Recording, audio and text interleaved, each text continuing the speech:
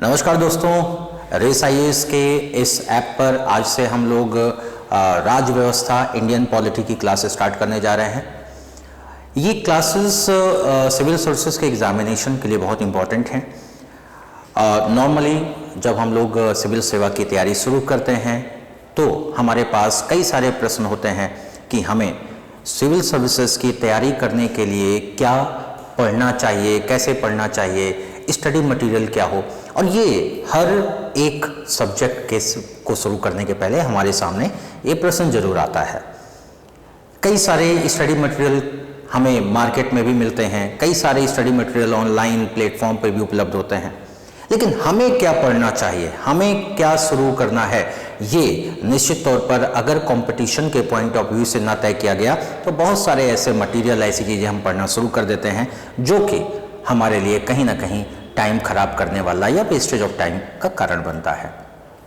ये टॉपिक शुरू करने के पहले, भारतीय राज्य व्यवस्था का प्रारंभ करने के पहले मैं इससे संबंधित प्रश्नों के बारे में चर्चा करूंगा, क्योंकि सिविल सेवा में जो प्रश्न बनते हैं इन प्रश्नों का आधार कहीं ना कोई करंट विषय होता है।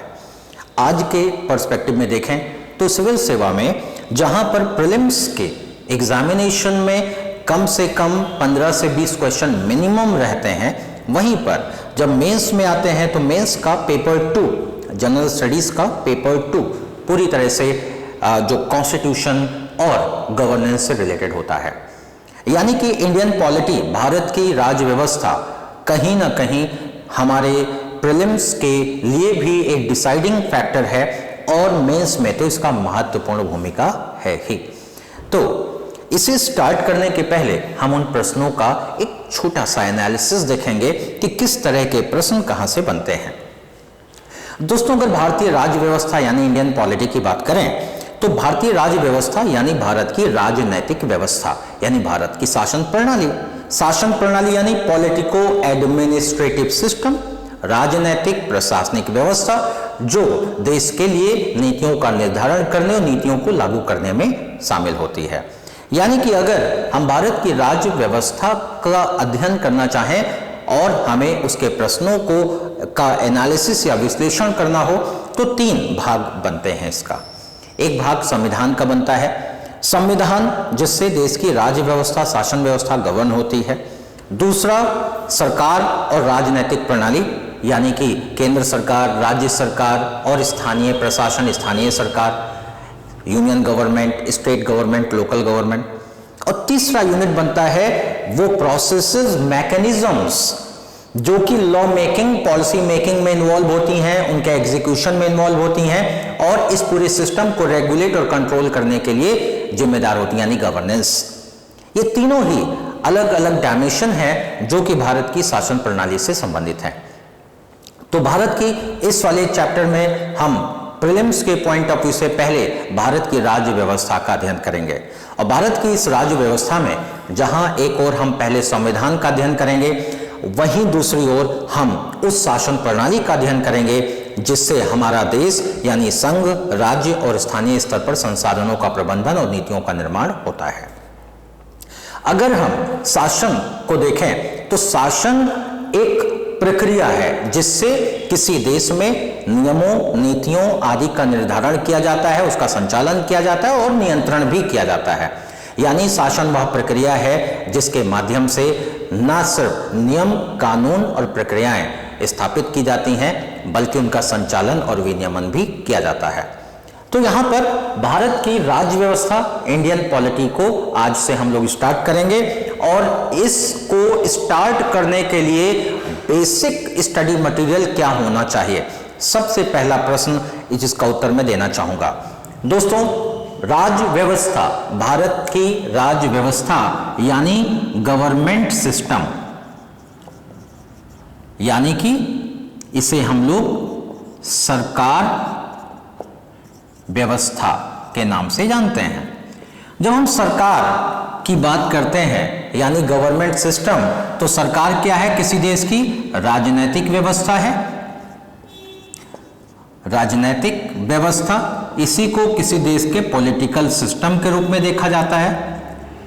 यानी कि अगर डिफाइन करना चाहें तो हम कह सकते हैं पॉलिटी किसी देश के पॉलिटिकल सिस्टम को रेफर करता है, यानी पॉलिटी का संबंध किसी देश की उस पॉलिटिकल सिस्टम या राजनैतिक व्यवस्था से है जो देश के शासन के लिए जिम्मेदार होता है।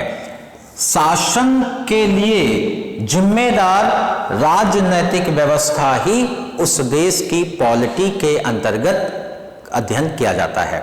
यानी पॉलिटी का अध्ययन क्षेत्र क्या होगा, एक विषय के रूप में देखें तो किसी देश की राजनैतिक व्यवस्था और इस व्यवस्था में जो शासन की प्रणाली है, इसका अध्ययन ही हमारी राजनैतिक प्रणाली या राज व्यवस्था के नाम से जाना जाता है।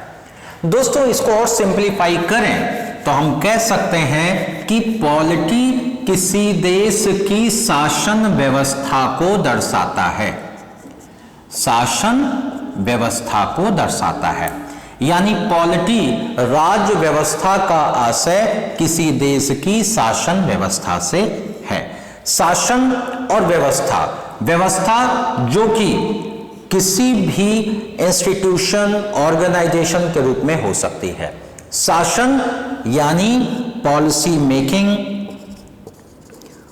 मेकिंग या लॉ मेकिंग और इनका एग्जीक्यूशन, यानी नीतियों और कानूनों का निर्माण करना, उनका क्रियान्वयन करना, देश के संसाधनों के प्रबंधन के लिए, देश के मामलों के प्रबंधन के लिए कानून बनाना, कानून को लागू करना और उनका विनियमन करना ही शासन है। यानी क्या है ये? Policy making execution for the management of resources, संसाधनों के प्रबंधन के लिए नीतियों को बनाना और नीतियों को लागू करने का काम ही शासन है। और कानून बनाने और लागू करने में जो व्यवस्था संलग्न है, जो व्यवस्था शामिल है, इस व्यवस्था को कहा जाता है गवर्नमेंट। इसी व्यवस्था को सरकार कहा जाता है।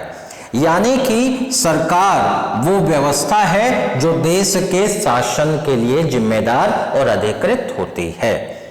अब सरकार में देखें तो पॉलिसी मेकिंग एग्जीक्यूशन दो प्रकार का काम शासन में हो रहा है, तो सरकार में ये दोनों काम करने वाले लोग शामिल होंगे। यानी कि यहां पर जो पॉलिटिकल अथॉरिटी हैं, पॉलिटिकल अथॉरिटी जिनको नॉर्मली हम किस नाम से जानते हैं, मिनिस्टर, पॉलिटिकल अथॉरिटीज है। और दूसरे होते हैं प्रशासनिक यानी एडमिनिस्ट्रेशन, जिनका काम होता है एग्जीक्यूशन करना, चीजों को एग्जीक्यूट करना। इस प्रकार एडमिनिस्ट्रेशन करने का काम सिविल सर्वेंट का है और नीतियों को बनाने का काम मिनिस्टर्स का है। और ये दोनों काम अपने आप में किसको दर्शा रहे हैं? शासन को दर्शा रहे हैं। यानी कि सरकार राजनैतिक और प्रशासनिक प्राधिकारियों से मिलकर बनी हुई वो संस्था है जो कि देश के संसाधनों और मामलों को विनियमित करने के लिए राजनैतिक और प्रशासनिक शक्तियों का प्रयोग करने के लिए अधिकृत होते हैं। यानी किसी भी देश को चलाने के लिए नीतियां बनाना और उनको लागू करना और इस व्यवस्था में सम्मिलित लोगों को विनियमित और नियंत्रित करना ही शासन होता है। यानी शासन का सीधा सीधा अर्थ है नीतियों को बनाना और उनको लागू करवाना, जिससे देश को संचालित और उसके मामलों को प्रबंधित किया जा सके। ठीक, यानी कि अगर हम देखें तो पॉलिटी किसी देश की वो राजनैतिक प्रणाली है जो कि देश के संचालन के लिए जिम्मेदार होती है, देश के मामलों के प्रबंधन के लिए जिम्मेदार होती है। अब देश की ये राजनैतिक प्रणाली कैसी होगी, ये डिपेंड करता है कि ये जो नीतियां बनाई जा रही हैं, लागू की जा रही हैं, ये कितने स्तरों पर की जा रही हैं। अगर कानून बनाने और कानून को लागू करने का अधिकार एक ही सरकार, एक ही व्यवस्था में निहित है, तो इस प्रकार की पॉलिटी को यूनिटरी पॉलिटी कहा जाता है, एकात्मक राज्य व्यवस्था कहा जाता है। अगर एकात्मक राज्य व्यवस्था, यदि if single government is responsible for governance, यदि शासन का अधिकार एक ही सरकार में निहित है, यानी पूरे देश के लिए नीति बनाने और लागू करवाने का अधिकार एक ही सरकार में निहित है, तो इस प्रकार की राज्य व्यवस्था को एकात्मक राज्य व्यवस्था कहते हैं। लेकिन अगर ये जो नीतियां बनाने और नीतियों को लागू करने का अधिकार है क्षेत्रीय विषयों पर दूसरी सरकार को और राष्ट्रीय विषयों पर दूसरी सरकार को दी गई हो, अगर ये जो व्यवस्था है, जो हमारी राजनीतिक व्यवस्था है, इसमें दो सरकारें काम कर रही हैं, एक क्षेत्रीय स्तर पर मामलों के संचालन और प्रबंधन के लिए और एक राष्ट्रीय स्तर पर मामलों के संचालन और प्रबंधन के लिए, यानी दो सरकार है, डुअल गवर्नमेंट है। अगर किसी राजनैतिक व्यवस्था में, किसी राज्य प्रणाली में, किसी राज्य व्यवस्था के प्रणाली में अगर दोहरी सरकार है, जो कि केंद्रीय मामलों में यानी बड़े मामलों और क्षेत्रीय मामलों यानी रीजनल मामलों पर अलग अलग नीतियों को बनाती है और नीतियों को लागू करती है, तो इस प्रकार की सरकार को, इस प्रकार की पॉलिटी को हम लोग क्या बोलते हैं? फेडरल पॉलिटी यानी संघीय राज व्यवस्था। जब एक ही सरकार पूरे देश के लिए नीति बनाने और लागू करने के लिए जिम्मेदार है, यानी पूरे देश का शासन एक ही सरकार कर रही हो, सारी शक्तियां उसी में निहित हों, तब इस प्रकार की राज्य व्यवस्था या इस प्रकार की राजनीतिक प्रणाली को एकात्मक राजनीतिक प्रणाली या एकात्मक राज्य व्यवस्था कहते हैं। लेकिन अगर पूरे देश में शासन की जिम्मेदारी दो अलग अलग सरकारों में बटी हो, शक्तियों का विभाजन किया गया हो, तो इस प्रकार की राजनीतिक प्रणाली या राज्य व्यवस्था जहां दो सरकारें काम कर रही हैं साइमल्टेनियसली, इस प्रकार की सरकार, इस प्रकार की राज्य प्रणाली को, इस प्रकार की राज्य व्यवस्था को संघीय राज्य व्यवस्था या फेडरल पॉलिटी के नाम से जाना जाता है। अब किसी भी देश में, किसी भी राष्ट्र में कैसी पॉलिटी हो, कैसी राजनीतिक प्रणाली हो, कैसा वहां का शासन हो, कैसा वहां की सरकार हो, ये कौन तय करता है? अगर ये कोई राजा तय करता है कि किस प्रकार से शक्तियां बटेगी, कौन काम करेगा, कौन नीति बनाएगा या नीतियां कैसे बनेंगी, समस्त शक्तियां किसी एक व्यक्ति में निहित हो, यानी कि अगर जो व्यवस्था है, इस व्यवस्था में कानून बनाने और लागू करने का अधिकार एक ही व्यक्ति में निहित किया गया हो, यानी सरकार में जो कानून बनाने और लागू करने का अधिकार ऐसे व्यक्ति में हो जो जनता के प्रति जवाबदेह नहीं है, जनता के प्रति अकाउंटेबल नहीं है, तो ऐसी सरकार को ऑटोक्रेटिक सरकार कहते हैं। लेकिन अगर चाहे वो संघ स्तर पे हो, चाहे वो राज्य स्तर पे हो, अगर सरकार जनता के प्रति जवाबदेह है, यानी कि जो कानून बनाने वाले लोग हैं वो जनता की भागीदारी से कानून बना रहे हैं और जनता के प्रति जवाबदेह हैं, तो इस प्रकार की सरकार को कहा जाता है लोकतांत्रिक सरकार, यानी कि डेमोक्रेटिक गवर्नमेंट। दोस्तों, ये तो मैंने सामान्य सी राज्य व्यवस्था का एक परिभाषा और उसका विश्लेषण किया, लेकिन भारत में क्या है? भारत में यानी अगर हम इंडियन पॉलिटी देखें तो भारत की राज्य व्यवस्था का निर्धारण करता है एक कानून, उस कानून का नाम है संविधान। देश में कैसी राज्य व्यवस्था होगी, देश में किस प्रकार का शासन होगा, ये सब तय करता है एक कानून। उस कानून का नाम है संविधान। इसीलिए कहा जाता है भारत में संवैधानिक शासन और संवैधानिक राज्य व्यवस्था पाई जाती है, क्योंकि हमारे यहाँ पर कितने स्तर की सरकारें होंगी, सरकार लोकतांत्रिक होगा कि क्या होगा, इनके उद्देश्य क्या होंगे, लक्ष्य क्या होगा, सब कुछ हमारा संविधान तय करता है।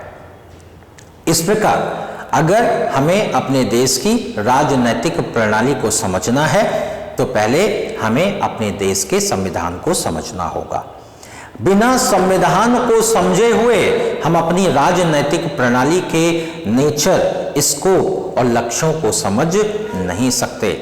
हमारी राजनीतिक प्रणाली की दिशा और दशा हम नहीं निर्धारित कर सकते बिना संविधान को समझे हुए, और संविधान ही है जो उसका निर्धारण करता है। तो निश्चित तौर पर हमारे अध्ययन का प्रथम बिंदु क्या होगा?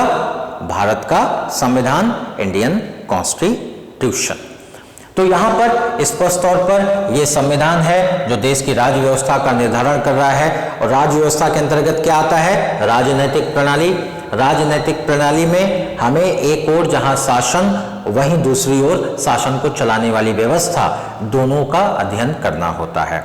यानी कि पॉलिटिकल सिस्टम और इस पॉलिटिकल सिस्टम के द्वारा जो काम किया जा रहा है, दोनों का ही अध्ययन हम करेंगे, क्योंकि प्री और मेंस के पॉइंट ऑफ व्यू से दोनों ही आवश्यक है। अब ये पढ़ें कहां से इंपॉर्टेंट है? तो शुरू करने के लिए, इसका अध्ययन शुरू करने के लिए एनसीईआरटी का सहायता हम ले सकते हैं, और 9th, 10th, 11th, 12th का जो पॉलिटिकल साइंस की बुक आती है एनसीईआरटी में, वो देख सकते हैं, जिसमें क्लास 10th की एक बुक आती है कॉन्स्टिट्यूशन एट वर्क, यानी संविधान का एक कार्य, संविधान का कार्य। दूसरा जो बुक है वो है पॉलिटिकल प्रोसेसेस, राजनैतिक प्रक्रियाएं। तो आपको 9, 10, 11, 12, खास तौर पर 10th और 11th, इन दो बुक को तो आपको स्टार्टिंग में लेना ही चाहिए, क्योंकि उसमें आपको पूरे संविधान के बारे में, राजनीतिक प्रणालियों के बारे में स्पष्ट तौर पर बताया गया है। और वहां से शुरू करने पर आपको उसके बाद जब लक्ष्मीकांत या डीडी बसु जैसी किताबें पढ़ते हैं तो आपको बहुत आसानी से समझ में आती हैं। ठीक, तो ये एक प्रारंभिक विश्लेषण उच्च स्तर का है जो हम पॉलिटी के सिलेबस के बारे में देखते हैं। अब लेमैन की भाषा में इस पॉलिटिकल साइंस और पॉलिटिकल प्रोसेसेस को समझने की कोशिश करें। ये तो हो गया कि हमें कॉन्स्टिट्यूशन पढ़ना है, हमको पॉलिटी में शासन और व्यवस्था के बारे में पढ़ना है, यानी पूरी राजनीतिक प्रणाली के बारे में पढ़ना है। लेकिन अगर इसी को हमें बहुत ही सामान्य से शब्दों में बताना हो कि हम राज्य व्यवस्था को किस प्रकार से परिभाषित करें और राज्य व्यवस्था का अध्ययन कहां से प्रारंभ करें, अगर हमको सामान्य से शब्दों में इसे स्पष्ट करना हो तो राज्य व्यवस्था यानी पॉलिटी, ये पॉलिटिकल सिस्टम को दर्शाता है, किसी भी देश का पॉलिटिकल सिस्टम। और किसी भी देश के पॉलिटिकल सिस्टम में होने वाले समस्त प्रक्रियाओं को पॉलिटिकल एक्टिविटीज कहा जाता है। जितने भी काम इस पॉलिटिकल सिस्टम में होंगे सब पॉलिटिकल एक्टिविटीज, राजनीतिक गतिविधियां कहलाएंगी। और इन्हीं राजनीतिक गतिविधियों को अध्ययन करने का विषय है पॉलिटिकल साइंस,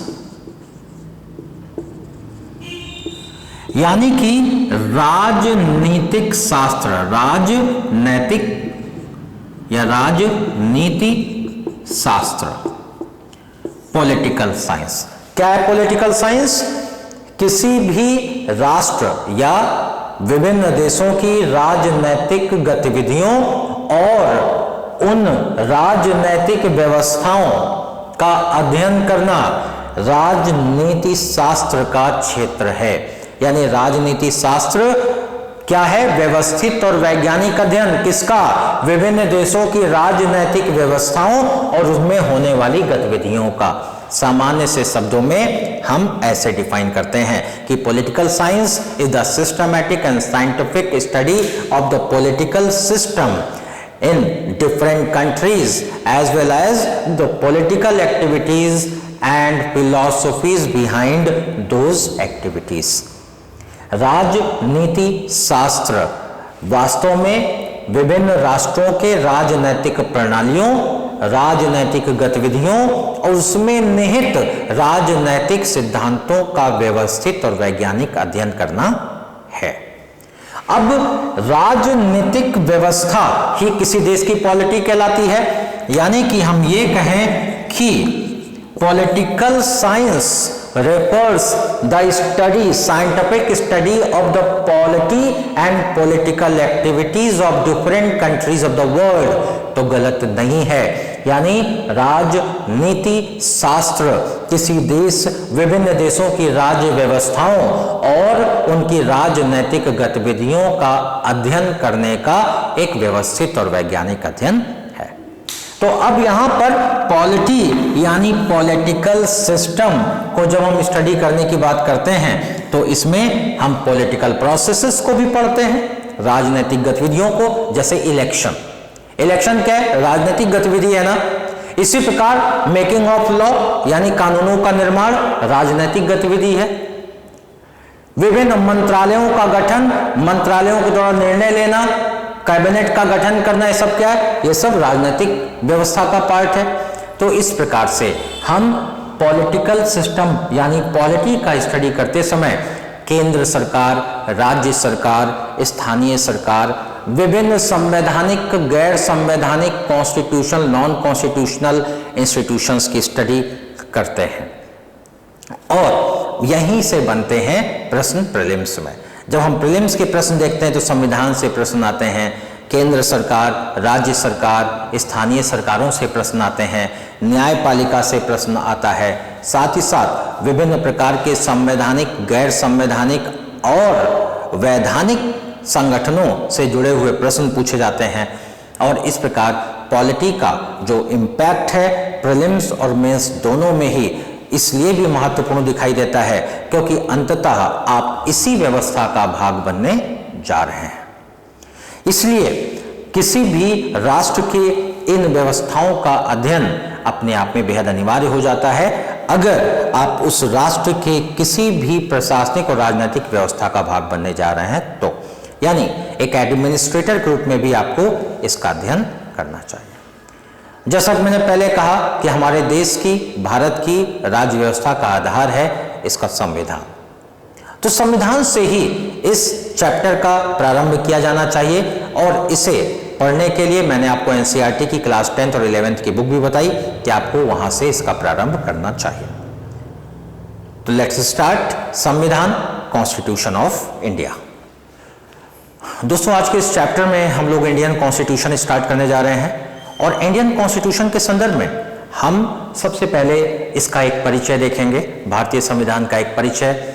भारत के संविधान के संदर्भ में क्या क्या फैक्टर्स इंपॉर्टेंट हैं जहां से हमको चीज़ों को प्रीलिम्स के लिए, मेंस के लिए प्रश्न बनते हैं, उसी संदर्भ में पहले हम कुछ प्रश्नों को भी देखेंगे।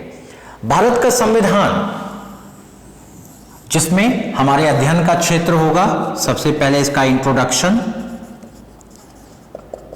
उसके बाद इसका निर्माण कैसे ये बना, मेकिंग ऑफ इंडियन कॉन्स्टिट्यूशन, उसके बाद इसकी हिस्टोरिकल लीगेसी यानी कि ब्रिटिश काल से हमारे संविधान का जो विरासत में जो जो चीजें हमारे संविधान में शामिल की गई, जो इसके पहले के कानूनों का भाग थी, आज हमारे संविधान का हिस्सा हैं, उनके बारे में स्टडी करेंगे। For example government of India act 1935, government of India act 1919 या रेगुलेटिंग एक्ट वगैरह, वो उसका अध्ययन हम यहाँ पर करेंगे। इसके अलावा दोस्तों जब हम मेकिंग ऑफ इंडियन कॉन्स्टिट्यूशन की बात करते हैं तो संविधान सभा में हमारे संविधान का निर्माण हुआ कैसे, इसके पहले हमारे संविधान को बनाने के संदर्भ में प्रथम विचार कब आया, संविधान को बनाने के संदर्भ में कौन कौन सी कमेटियां ब्रिटिश सरकार ने गठित की, और अंततः हमारी संविधान को निर्मित करने वाली संविधान सभा का स्ट्रक्चर कंपोजिशन क्या था, इसको हम इसमें पढ़ेंगे। हिस्टोरिकल लीगेसी में हम ब्रिटिश कालीन कानूनों का अध्ययन करेंगे जो ब्रिटिश सरकार के शासनकाल के दौरान ब्रिटिश पार्लियामेंट के द्वारा बनाया गया था, और स्टार्टिंग हम लोग इंट्रोडक्शन से करेंगे। भारत के संविधान का एक परिचय देखेंगे कि भारत के संविधान का एक्चुअली जो ढांचा है वो कैसा है, उसके बारे में स्टडी करेंगे। इसी संदर्भ में हम लोग फिर एक और चैप्टर देखेंगे, और ये चैप्टर हमारा होगा features of Indian constitution. Features of Indian constitution. आपकी जानकारी के लिए मैं बताना चाहूंगा कि ये चैप्टर्स ऐसे हैं जिनसे लगातार प्रश्न बनते रहते हैं।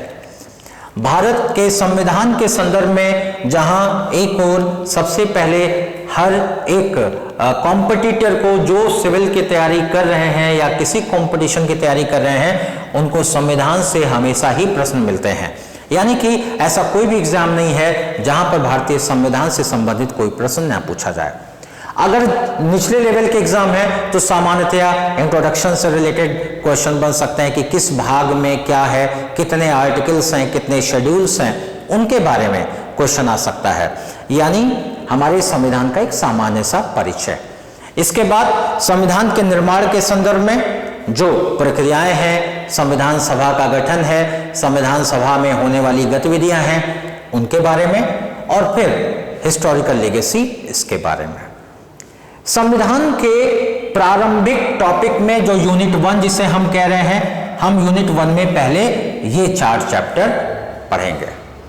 इसके बाद दूसरा यूनिट जिसमें कि सेकेंड यूनिट में हमारा प्रियम्बल आता है, प्रस्तावना संविधान का, संघ राज्य क्षेत्र यानी union and it's territories. Union and it's territories में हमें कैसे नए राज्य बनते हैं, राज्यों का पुनर्गठन कैसे होता है, और उनसे संबंधित जो कमेटियां बनी उनके बारे में भी हम अध्ययन करेंगे।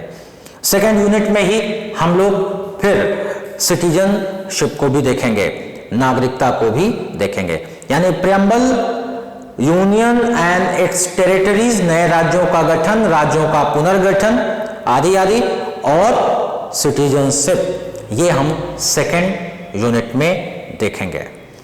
थर्ड यूनिट में हम कॉन्स्टिट्यूशन के फंडामेंटल राइट, डीपीएसपी और फंडामेंटल ड्यूटीज, मौलिक अधिकार, मौलिक कर्तव्य और नीति निर्देशक सिद्धांतों को देखेंगे। और इस प्रकार से हम संविधान को छोटे छोटे यूनिट में बांट कर पढ़ेंगे। इससे कॉन्सेप्चुअल क्लैरिटी अच्छी होगी, फैक्ट्स भी नहीं छूटेंगे, और आंसर देते समय आपको उनके आपस में संबंधों के बारे में भी जानकारी रहेगी। तो आइए स्टार्ट करते हैं पहला सेगमेंट अपना, भारत का संविधान। और इसी भारत के संविधान में मैं पहला यूनिट स्टार्ट करता हूं जिसमें भारत के संविधान का एक परिचय हम आपके सामने रखेंगे। और इसके लिए भारत के संविधान का परिचय यानी इंट्रोडक्शन में हम लोग आते हैं। और परिचय के संदर्भ में जैसे किसी का परिचय हमको प्राप्त करना होता है तो हम क्या करते हैं, उसके बारे में पूछते हैं, आप कौन हैं, आप क्या करते हैं, आपका उद्देश्य क्या है, यहाँ आने के पीछे आपका तात्पर्य क्या है। अगर किसी से मिलते हैं हम उसके परिचय में ही तो सब पूछते हैं कि उसका क्वालिफिकेशन क्या है। अब अगर इंडियन कॉन्स्टिट्यूशन का एक इंट्रोडक्शन देखना हो, introduction of Indian constitution, Bharat के संविधान का एक परिचय। और भारत के संविधान का जो परिचय है, इंडियन कॉन्स्टिट्यूशन का जो परिचय है, इसको देखने के लिए हमें इसके कॉन्स्टिट्यूशन के डेफिनेशन को हम देखेंगे। डेफिनेशन कॉन्स्टिट्यूशन का, कॉन्स्टिट्यूशन के बारे में यानी कि इसके स्ट्रक्चर के बारे में देखेंगे और इसके ऑब्जेक्टिव के बारे में देखेंगे। डेफिनेशन यानी परिभाषा में जाएं, अगर संविधान की परिभाषा में जाएं तो संविधान की परिभाषा के संदर्भ में देखें कि संविधान क्या है। तो संविधान देश का वो सर्वोच्च कानून है जिससे किसी देश की पॉलिटी और उसके नागरिक गवर्न होते हैं। यानी constitution is the supreme fundamental law, supreme fundamental law of the country which governs the nation, its people and its polity।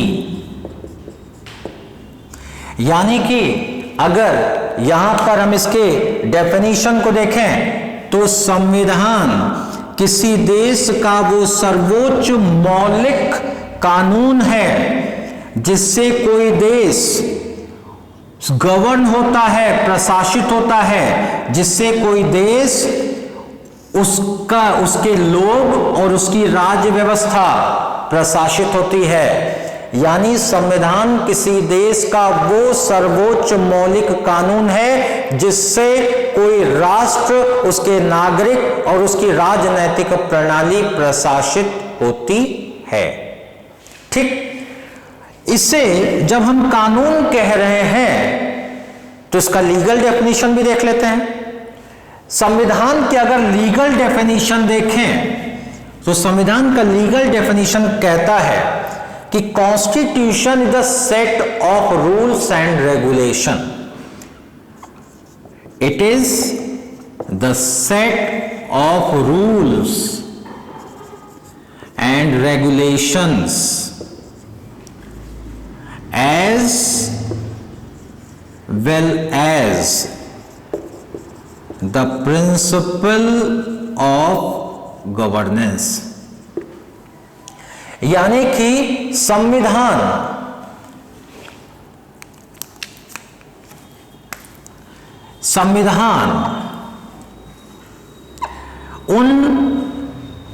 संविधान शासन के नियमों, विनियमों और सिद्धांतों का एक संग्रह है। Constitution is the set of rules, regulation as well as the principles of governance. Rules, regulations as well as principles of governance. ये इसका लीगल डेफिनेशन हो गया। तो दोस्तों दो डेफिनेशन हमने देखा। एक डेफिनेशन देखा कि संविधान देश का वह सर्वोच्च मौलिक कानून है जिससे राष्ट्र, उसके नागरिक और उसके लोग गवर्न होते हैं। राष्ट्र, उसके नागरिक और उसकी राज्य व्यवस्था निर्धारित होती है, संचालित होती है। इसी प्रकार से जब हम कहते हैं राष्ट्र, उसके लोग और उसकी पॉलिटी संचालित होती है तो मतलब लोगों का अधिकार, लोगों के कर्तव्य, लोगों और राज्य व्यवस्था के बीच का संबंध, राष्ट्र और राष्ट्र के विभिन्न एजेंसीज, सबके बारे में एक ही कानून है जो सबको रेगुलेट करता है, वो है संविधान। इसी प्रकार जब हम कहते हैं कि शासन के सिद्धांतों, नियमों और विनियमों का संग्रह है, यानी ये उन नियमों, सिद्धांतों को शामिल करता है जिनसे पूरा देश प्रशासित होता है।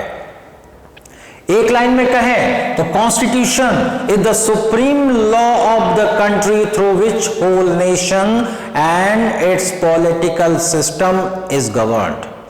यानी पूरा राष्ट्र और उसकी राजनैतिक प्रणालियां, राजनैतिक, सामाजिक और आर्थिक व्यवस्था जिस कानून से संचालित होती है उसी सर्वोच्च कानून को ही संविधान कहते हैं।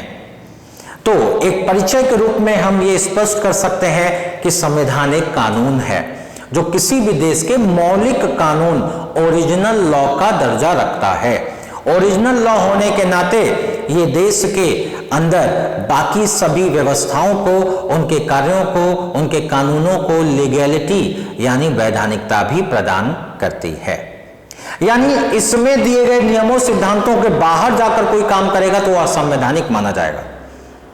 यानी कि ये सरकार उसकी संस्थाओं और नागरिकों को और उनके द्वारा किए गए कार्यों की वैधानिकता को सुनिश्चित करता है, निर्धारित करता है। अब प्रश्न ये उठता है दोस्तों कि संविधान की जरूरत क्यों है? आखिर हमें या किसी राष्ट्र को संविधान की क्या आवश्यकता है? तो आप जानते हैं कि समाज लोगों का एक समूह है।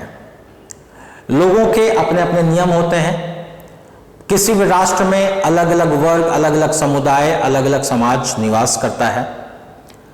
अलग अलग समुदायों के अपने अपने नियम होते हैं, अपने अपने सामाजिक संचालन के नियम होते हैं। इन सामाजिक संचालन के नियमों का फॉलो करते समय उनका आपस में कॉन्फ्लिक्ट होता है एक दूसरे से, और ऐसे में जब लोग एक साथ रहते हैं तो जरूरी है कि उनके बीच सहयोग और कोऑपरेशन बना रहे।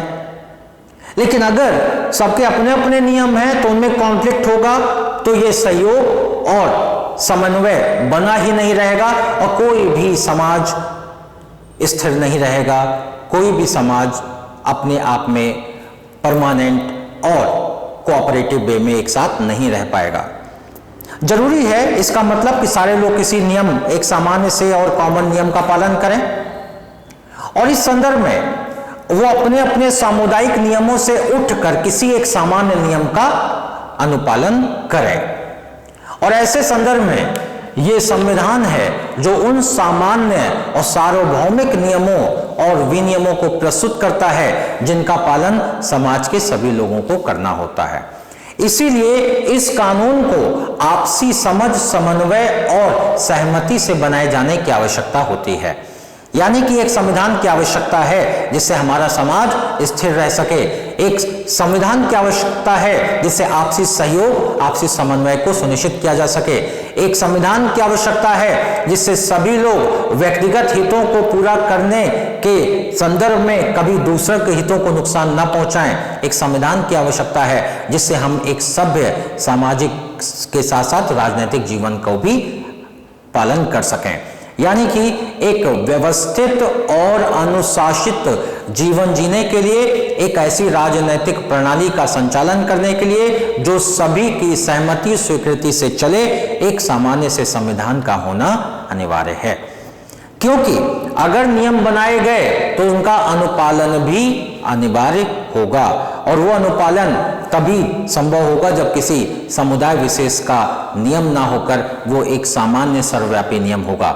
इसीलिए किसी भी बड़े समाज, बड़ी व्यवस्था के लिए एक संविधान का होना अनिवार्य है, जहां पर अलग अलग डिफरेंट मान्यताओं वाले वर्ग एक साथ रहते हैं, जहां पर अलग अलग भावनाओं, आवश्यकताओं और मान्यताओं वाले समुदाय एक साथ रहते हैं।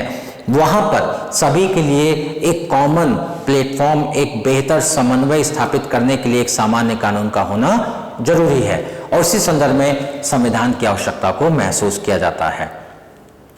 भारत में संविधान, पहली बार संविधान यह है, भारत में संविधान कब बना? तो भारत का संविधान, अगर हम इसके परिचय में जाएं तो भारत के संविधान को 26 नवंबर 1949 को, यानी इनेक्टेड बाय कॉन्स्टिट्यूएंट असेंबली,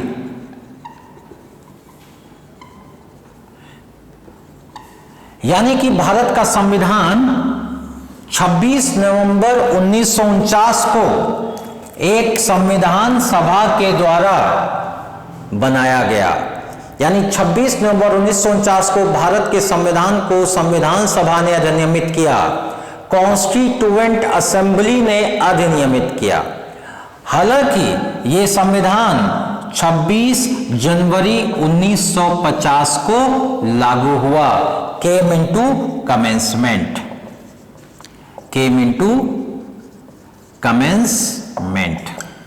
दोस्तों, ये जो डेट है 26 नवंबर 1949, इसे नेशनल लॉ डे के नाम से जाना जाता है। नेशनल लॉ डे, राष्ट्रीय विधि दिवस के नाम से जाना जाता है, क्योंकि इस दिन भारत के सर्वोच्च विधि का निर्माण किया गया। और 26 जनवरी 1950 को हम लोग रिपब्लिक डे के रूप में मनाते हैं।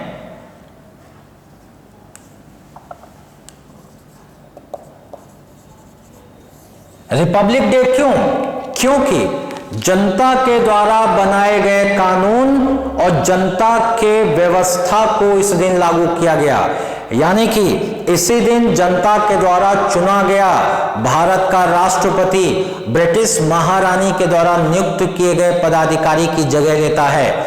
इसी दिन से भारत के शासन और भारत की सरकार के समस्त पद भारतीयों के लिए खोल दिए गए। इसी दिन भारत का शासन करने के लिए भारत की जनता के द्वारा स्वीकृत किया गया कानून लागू हुआ। इसी दिन से भारत की इच्छा, भारत के लोगों की अपेक्षा, आकांक्षा और अधिकारों को मान्यता दी गई, और इसी दिन से वास्तव में जनता के शासन की स्थापना हुई इस कानून के माध्यम से। इसीलिए इस दिन को 26 जनवरी को रिपब्लिक डे यानी गणतंत्र दिवस के रूप में मनाया जाता है। तो 26 जनवरी जिस दिन संविधान लागू हुआ और 26 नवंबर जिस दिन संविधान बनाया गया।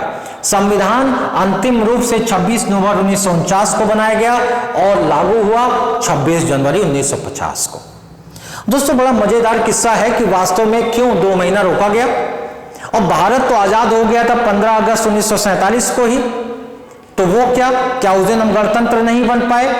15 अगस्त को जब हम आजाद हो गए तो आजाद होने का मतलब क्या जनता का शासन नहीं था? तो 15 अगस्त की डेट ही क्यों ली गई स्वतंत्रता के लिए? रुके रहते, जिस दिन संविधान लागू होता उस दिन से ले लेते। 15 अगस्त ही क्यों? तो इसके बारे में एक बड़ा ही रोचक किस्सा है जो कि हमारे भारत स्वतंत्रता संघर्ष के दौरान एक बहुत ही महत्वपूर्ण घटना के रूप में देखा जाता है। दोस्तों, जब भारत के स्वतंत्रता के बारे में संघर्ष चल रहा था और ये संघर्ष काफी तीव्रता से आगे बढ़ रहा था, तो इसी दौरान पहले भारत के संदर्भ में अपने संविधान का विचार एम एन रॉय ने रखा। हालांकि उसके बाद कांग्रेस कार्य समिति ने उसका समर्थन किया और धीरे धीरे वो कांग्रेस का एक पूरी तरह से वेल ड्राफ्टेड डिमांड बन गया। लेकिन ये डिमांड पूरी करने की बात तो दूर, जब ऑटोनॉमी ऑफ द स्टेट की बात आई और उसके संदर्भ में साइमन कमीशन का गठन हुआ तो उसमें एक भी भारतीय को नहीं लिया गया, जिससे हमारे स्वतंत्रता संघर्ष को लीड करने वाले कई सारे पदाधिकारी नाराज हो गए। जवाहरलाल नेहरू, सुभाष चंद्र बोस वगैरह उस समय हमारे राष्ट्र के मुख्य धारा में चलने वाले इस कार्यक्रम और इस संघर्ष के अग्रणी नेता थे। उस दौरान पहले हमारी मांग हमेशा स्वायत्तता की हुआ करती थी, हमने स्वतंत्रता कभी मांगी ही नहीं थी। लेकिन 1929 में 31 दिसंबर 1929 को अंग्रेजों की नीतियों से क्षुब्ध होकर भारतीय राष्ट्रीय कांग्रेस के उस समय के तत्कालीन अध्यक्ष जवाहरलाल नेहरू जी ने स्वायत्तता की मांग को त्याग कर पूर्ण स्वतंत्रता का नारा दिया और 1929 में 31 दिसंबर 1929 को पूर्ण स्वतंत्रता की मांग को रखा गया, जिससे बाद में 26 जनवरी को जो 1930 26 जनवरी को पंजाब में हुए अधिवेशन में मान्यता प्रदान कर दी कांग्रेस कार्य समिति ने। और उसके बाद से कांग्रेस के संविधान में स्वायत्तता की जगह स्वतंत्रता शब्द आ गया। तब से 26 जनवरी के दिन ही मनाया जाता रहा, हमारा गणतंत्र के रूप में एक झंडा फहराया जाता रहा। और इसी कारण जब 26 नवंबर 1949 को हमारा संविधान बनके तैयार हो गया तो हमने वेट किया 2 महीने उस तिथि की याद में, जिस तिथि को हम 1930 से अपने स्वतंत्रता आंदोलन के एक बहुत महत्वपूर्ण तिथि के रूप में मानते चले आ रहे थे। और हमने 26 जनवरी 1950 तक के लिए इसको आगे टाला। हालांकि इसका एक रीजन और था, एक रीजन और यह था कि किसी भी कानून को बनाना और फिर उस कानून को लागू करना, दोनों में बहुत ही बड़ा अंतर होता है। किसी भी विधि का निर्माण करना फिर विधियों का क्रियान्वयन करना, इन दोनों में एक बड़ा गैप होता है। और जितना सोचना आसान है उतना ही लागू करना डिफिकल्ट, क्योंकि इसके लिए बहुत सारे मैकेनिज्म, बहुत सारे कॉन्फ्लिक्ट, बहुत सारे तैयारियां करनी पड़ती हैं, कॉन्फ्लिक्ट को सॉल्व करना पड़ता है। इसके लिए कुछ समय चाहिए था। जब 26 नवंबर 1949 को भारत का संविधान बनकर तैयार हो गया, अब मान लीजिए किसी भी तरीके से इलेक्शन कराना है तो उसके लिए इलेक्टोरल लिस्ट का होना जरूरी, इलेक्शन कमीशन का होना जरूरी, मतदाता सूचियों का होना जरूरी, संसद का गठन करना है तो पहले लोकसभा, राज्यसभा, इनके लिए प्रॉपर नियमों का निर्माण करना जरूरी, संसद का गठन करना है तो वोटर के रूप में कौन अधिकृत होगा उसका नाम मतदाता सूची में होना जरूरी, यानी बहुत सारे प्राइमरी वर्क करने थे, जिसके कारण कुछ समय चाहिए था।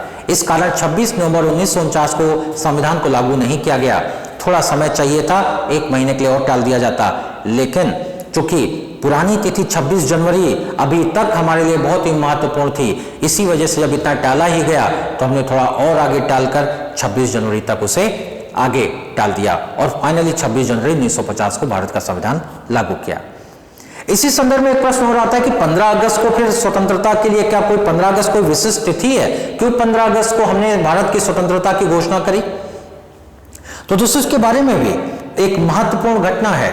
घटना यह है कि भारतीयों के डिमांड को लगातार देखते हुए अंततः अंग्रेज मजबूर हुए।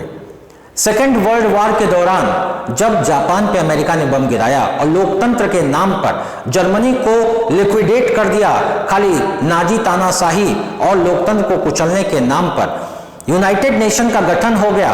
अब उसके बाद अंग्रेजों के पास कोई प्रकार का नैतिक अधिकार नहीं बचा था भारत पर शासन करने का। उसी दौरान भारत में नौसेना विद्रोह भी हो गया और साथ ही साथ लाल किले में जब INA, इंडियन जो नेशनल आर्मी थी, जो सुभाष चंद्र बोस ने गठित किया था या उनके सहयोगियों ने गठित किया था, सुभाष चंद्र बोस ने उसका कमांड संभाला था। INA के 3 कमांडरों पर लाल किले में जब मुकदमा चलाया जा रहा था तो पूरा भारत उनके समर्थन में उतर आया। इसे देखते हुए अंग्रेजों को लगने लगा कि अब भारत में ना तो नैतिक रूप से और ना ही ताकत के दम पर वो बने रह सकते हैं।